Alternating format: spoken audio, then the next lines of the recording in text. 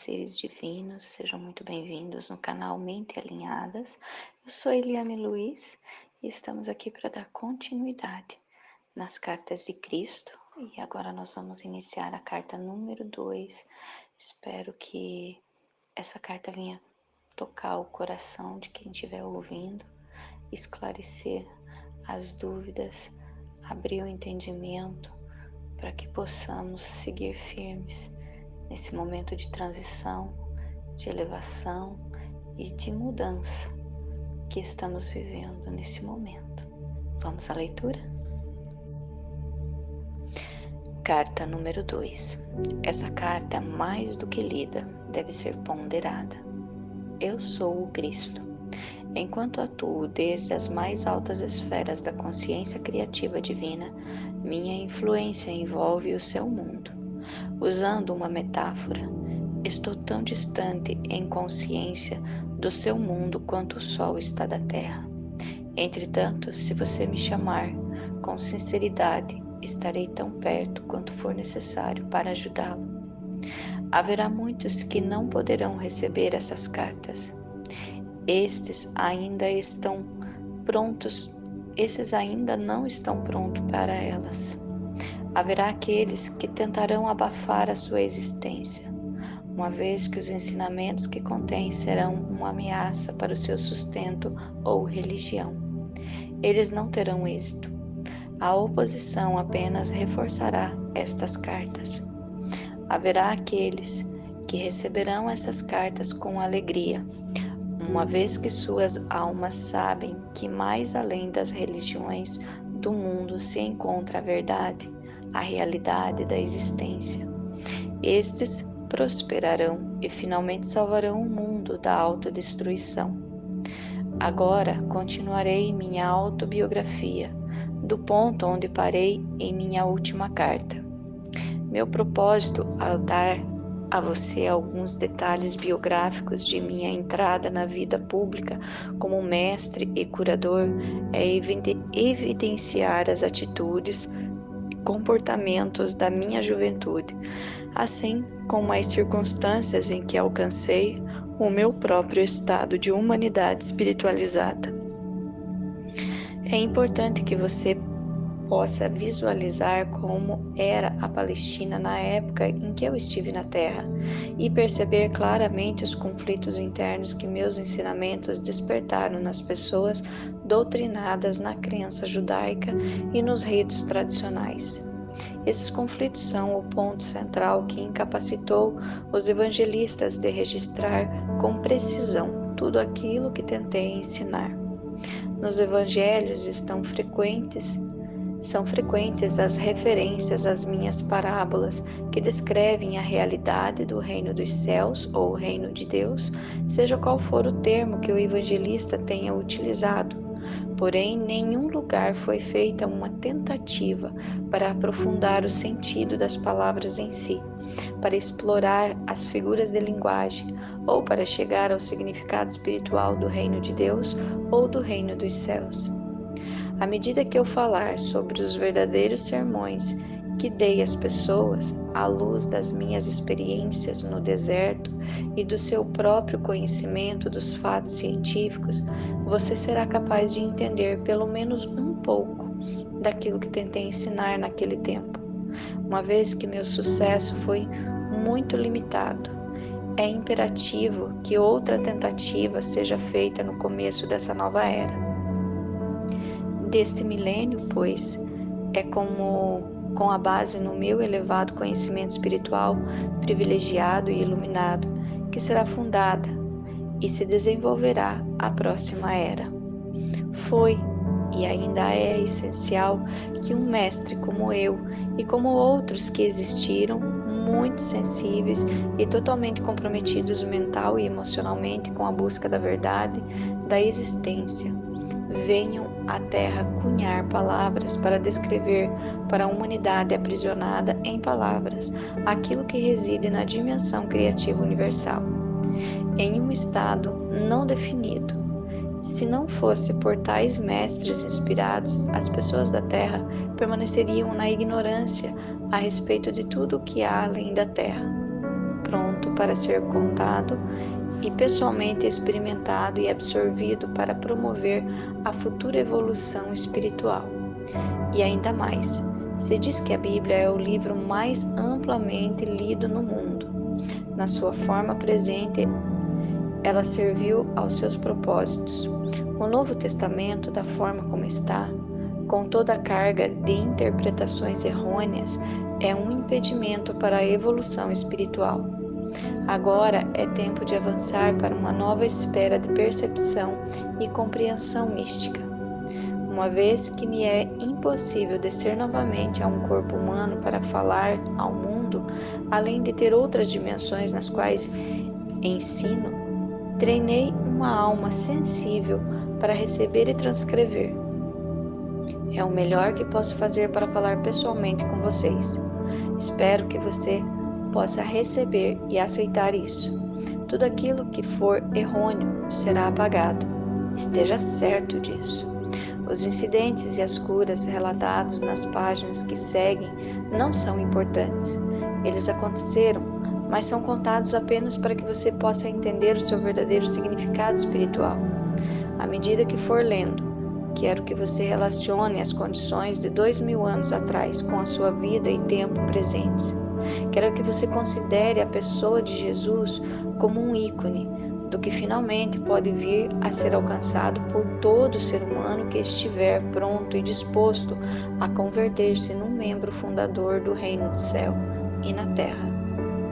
Ainda que as pessoas do seu mundo sejam o que você chama de sofisticadas e cheias de importância, com seus modernos conhecimentos e ensinamentos, versados nos costumes contemporâneos e nas novas formas de relacionarem uns com os outros, as pessoas daquele tempo eram basicamente iguais a você. Elas eram controladas e motivadas inteiramente pelos seus impulsos gêmeos de ligação e rejeição, desejos e repulsões, assim como você. Elas amavam, odiavam, criticavam, condenavam, caluniavam e intrigavam. Tinham ambições de chegar ao topo da sociedade. Desprezavam aqueles que fracassavam na vida. Secretamente eram promíscuas e insultavam aqueles que de alguma forma eram diferentes delas. Para ajudar você a compreender e entrar plenamente naquele tempo em que estive na Terra, minha consciência desceu até o seu plano de existência terrena para experimentar mais uma vez a pessoa de Jesus, as emoções e os acontecimentos nos quais estive envolvido. Quando saí do deserto e pus o pé na estrada em direção à minha aldeia de Nazaré, ainda estava exuberantemente feliz com o conhecimento tão glorioso revelado a mim no deserto. Fixei completamente meus pensamentos em tudo o que havia aprendido, e se meus pensamentos se perdiam nas minhas antigas formas negativas de pensar, rapidamente me voltava para o Pai, para receber inspirações e determinação para superá-los. Dessa forma, eu voltava constantemente à luz da consciência e do entendimento. Algumas pessoas me olhavam com desconfiança, vendo minha alegria e também minha aparência suja e descuidada. Será que eu estava bêbado? Perguntavam-se. Outros me olhavam com aversão. Ao invés de reagir com raiva, como eu fazia no passado, eu lembrava que havia sido abençoado com visões e conhecimento que eles não podiam nem imaginar. Abençoei-os, rezei para que sua visão interior se abrisse de maneira semelhante e continuei em paz o caminho até minha casa. Entretanto, alguns aldeões olharam com compaixão para meu lamentável aspecto e correram para suas casas para buscar-me pão e mesmo vinho para ajudar-me a continuar o caminho. Havia sempre alguém que me oferecia abrigo para a noite. Pai, vida, de fato supriu todas as minhas necessidades e me deu toda a proteção necessária. Durante todo esse tempo, eu não disse nenhuma palavra a respeito das minhas semanas no deserto. Sentia que ainda não era o momento. Por fim cheguei à minha aldeia Nazaré, e o povo caçoou abertamente de mim. apontando meu aspecto imundo e minha roupa rasgada. Vagabundo, preguiçoso, sujo, foram algumas das palavras mais amáveis que me lançaram. Cheguei à porta de minha mãe com um sentimento de pavor, pois eu sabia que ela ficaria mais chocada do que seus vizinhos ao me ver diante dela.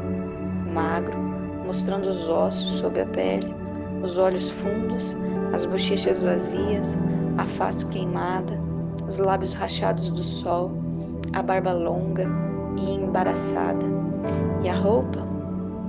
Ficaria furiosa ao ver minha roupa. Sua cor original, totalmente irreconhecível pelo pó do deserto e o tecido desfeito e rasgado. Subi os degraus e preparei-me para aguentar a fúria de minha mãe. Quando chamei, minha irmã veio à ponta.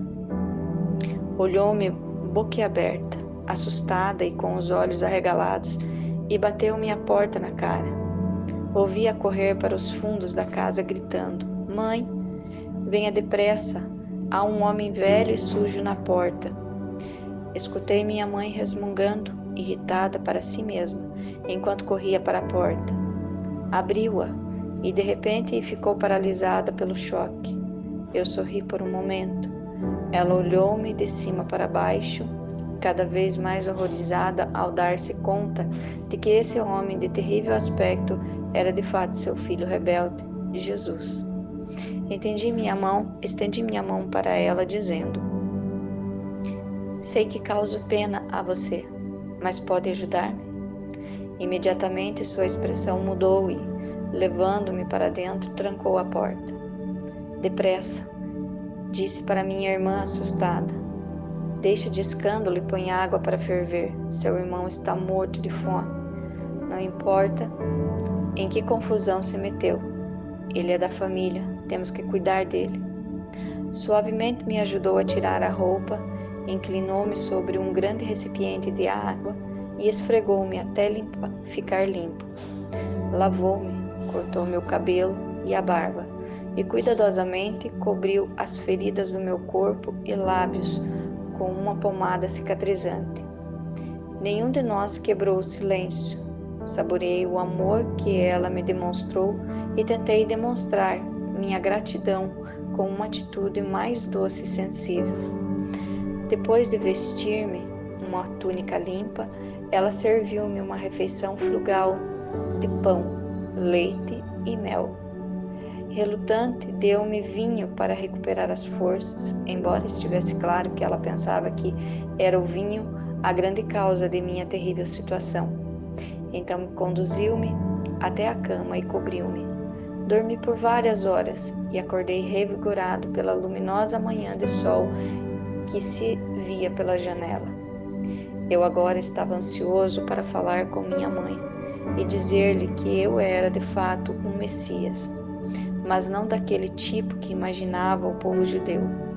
Eu podia salvar as pessoas das más consequências de seus pecados, podia ajudá-las e encontrar saúde, abundância e satisfação das suas necessidades, porque agora podia ensiná-los exatamente como havia sido criado o mundo. Assim que comecei a falar, ela começou a ficar encantada e animada. Pulou de pé e quis sair correndo para contar aos vizinhos que seu filho era realmente o Messias. Deveriam ouvir a maneira como ele falava, e ele havia jejuado no deserto. Mas eu a impedi de fazer isso. Eu disse que ainda não havia contado a ela o que me fora revelado. Uma das coisas mais importantes que havia aprendido era que os judeus ortodoxos estavam completamente equivocados a respeito de suas crenças num Deus vingativo. Não havia tal coisa. Isso a deixou contrariada e desconcertada. Então exclamou: "Como? Então Jeová vai governar o mundo e nos tornar bons e nos fazer escutar seus profetas, se não nos castigar? Agora você ficou tão importante que pode ensinar aos sumos sacerdotes o seu próprio trabalho que foi transmitido a eles desde o tempo de Moisés? Vai trazer ainda mais vergonha para essa casa?" Ela começou a chorar e disse com raiva: "Você em nada mudou. Somente mudaram as coisas que disse. Você só me trouxe dor. Como pude acreditar que você seria o Messias? Com suas ideias estranhas, só levará nosso povo ao maior tormento do que nunca. Meus irmãos a ouviram em prantos e vieram correndo, querendo colocar-me para fora de casa. Ofereci sair pacificamente, porque não queria mais alvoroço. Se essa era a forma de minha mãe agir e reagir, eu poderia estar certo de que os demais também reagiriam da mesma forma ao que eu tinha para dizer. Percebi que precisava de paz de espírito, descanso absoluto e silêncio para colocar em ordem meus pensamentos e experiências. Teria que rezar e pedir inspiração para saber a melhor maneira de abordar os judeus com minha mensagem de boas novas. Estava certo de que o Pai, vida, atenderia a minha necessidade e que eu encontraria a acomodação mais conveniente em algum lugar. Minha mãe, embora furiosa com minha atitude de grande cabeça dura, estava atormentada por seus sentimentos de amor e compaixão por mim, devido ao estado deplorável em que eu me encontrava. Ela rejeitou tudo o que eu parecia representar: a rebeldia, o desprezo pela religião judaica, as atitudes contestadoras em relação à autoridade, meu caráter voluntarioso e arrogante. Mas ela ainda me amava e estava profundamente preocupada por me ver envolvido em problemas tão grandes quanto jamais havia pensado ser possível. Ela chamou a atenção dos meus irmãos, dizendo que calassem a barulhenta discussão, e virou-se para mim. Pode ficar aqui, até que esteja melhor, disse ela. Talvez enquanto estiver por aqui eu possa trazer bom senso para você. Posso dizer que, se sair às ruas falando da forma como fez comigo, terminará em uma situação ainda pior do que agora. Pessoas boas vão cuspir e jogar seu lixo podre sobre você. Você é uma desgraça para essa família. Apesar de toda a sua raiva, ri e agradeci, beijando-a calorosamente. Fiquei contente sabendo muito bem que, por trás de toda essa raiva, ela estava profundamente preocupada comigo. Alimentou-me bem e confeccionou-me boas roupas novas. Agradeci por tudo o que ela fez para melhorar minha aparência, porque sabia que, para mover-me livremente entre os ricos e pobres, deveria estar com roupas decentes e adequadas. Às vezes havia escassez de alimentos em casa. Recorrendo ao poder do Pai, eu reabastecia sem dizer nada. Ela também não disse nada. Eu sabia que ela se perguntava com tristeza se, além de todos os meus péssimos hábitos, eu agora também era ladrão. Então me pegou com um pão recém-saído do forno nas mãos. Ela sabia que eu não havia saído de casa para comprá-lo, e também que o forno não havia sido usado naquele dia. Não me disse nada, mas me olhou de forma reflexiva. Eu pude ver então as suas atitudes mudarem. Ela já não estava mais tão certa de si. Ela começava a questionar a sua própria atitude em relação a mim e também verdade acerca das minhas afirmações. O que realmente aconteceu com ele no deserto? Como que ele poderia fazer um pão sem usar o fogo, a farinha e o fermento? O que significa? Ele é o Messias? Então meu irmão feriu sua mão. Ele sentiu muita dor quando o ferimento infeccionou. Permitiu-me colocar minhas mãos em sua ferida e fazer uma oração em silêncio.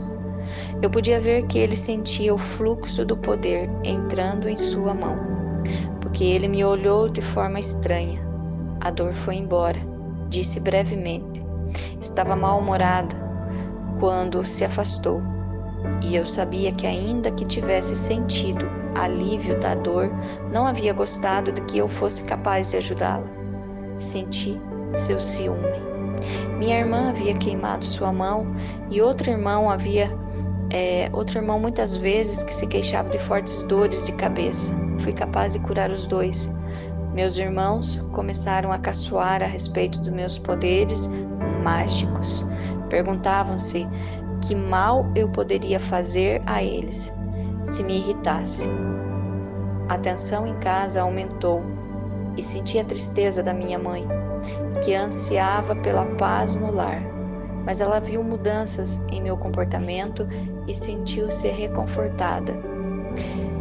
Eu estava mais tranquilo, visivelmente controlava minhas prováveis explosões, continha minha energia, refreava minha impaciência e já não discutia mais. Tornei-me mais atencioso, ouvindo suas queixas de mulher, ajudando-a em casa, consertando os móveis quebrados, caminhando pelas colinas até fazendas distantes para encontrar as frutas e verduras que ela queria. Cheguei a amá-la com ternura e compaixão, como uma mãe deve ser amada. Um dia, ela se aventurou a perguntar-me: "Você ainda acredita que Jeová seja um mito?" Jó disse que, se Jeová retirasse sua respiração, toda a carne viria abaixo.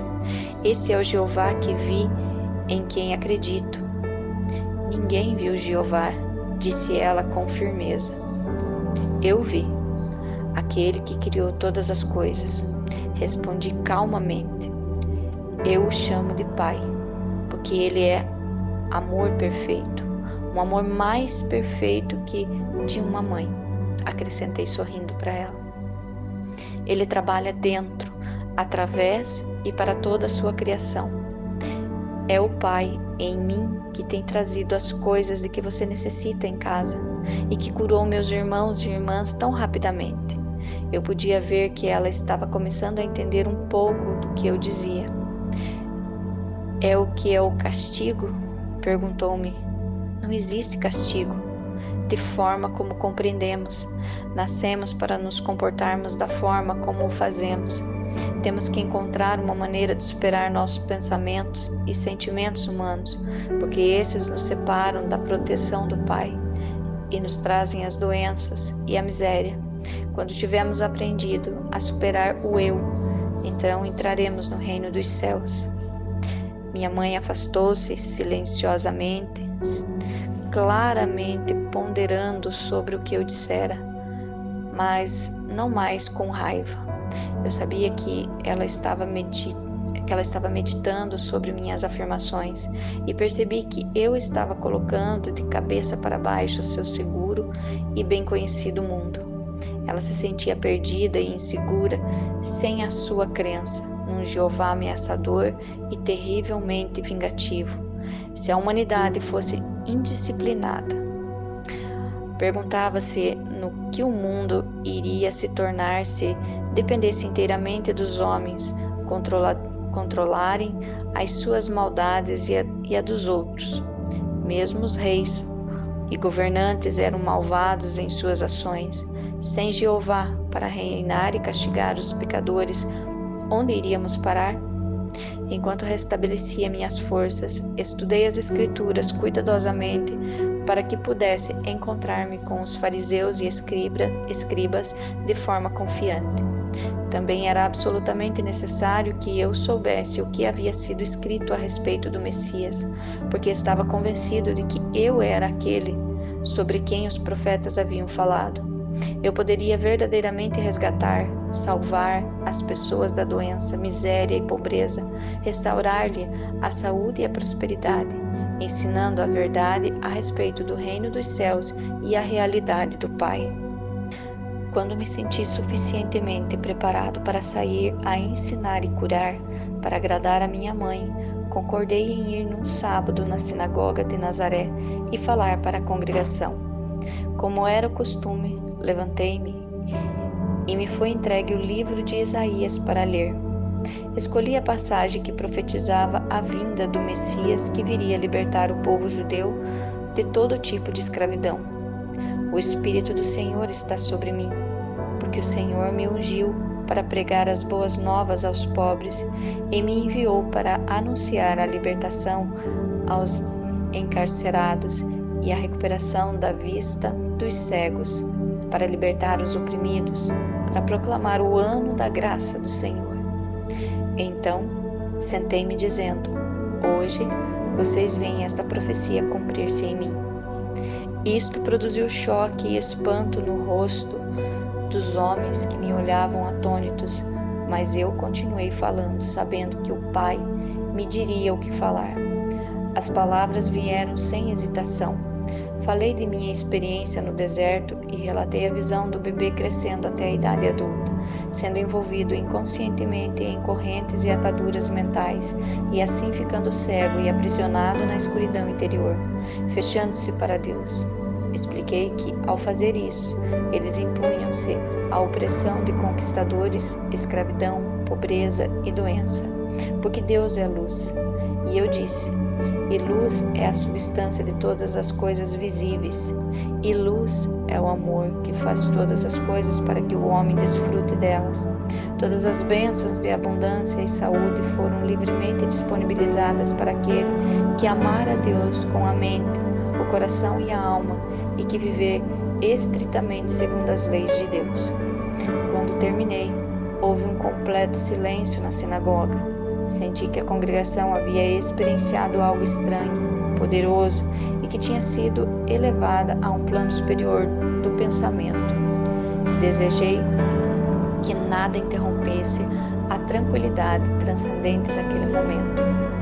Em seguida, começaram a sussurrar entre si. Eles se perguntavam quem eu era. Alguns estavam convencidos de que eu era Jesus, a pessoa cuja família era bem conhecida na aldeia, mas outros não podiam aceitar aquilo, uma vez que eu havia falado como alguém que tinha autoridade. Infelizmente senti ressurgir minhas antigas reações para com aqueles homens religiosos. Sabia que tinham me desprezado no passado, de forma que esperava por essa rejeição. Voltei às antigas atitudes, desafiadoras, e isso os enfureceu por completo. Pelas minhas próprias reações humanas, atraí o desastre. E este quase aconteceu. Queridos, é impressionante as cartas de Cristo, bem reveladoras, bem diferente do que relata a Bíblia, né? Porque os detalhes não são contados, né? São citadas apenas as parábolas, algumas passagens, e essas cartas, elas nos trazem um esclarecimento assim extraordinário. Espero que vocês estejam gostando. Eu já vou preparando o próximo vídeo para a gente dar continuidade nessa leitura da segunda carta na parte 2, ok? Não se esqueçam de se inscrever, deixar o seu like e compartilhar esse material com mais pessoas que ressoar no seu coração. Gratidão.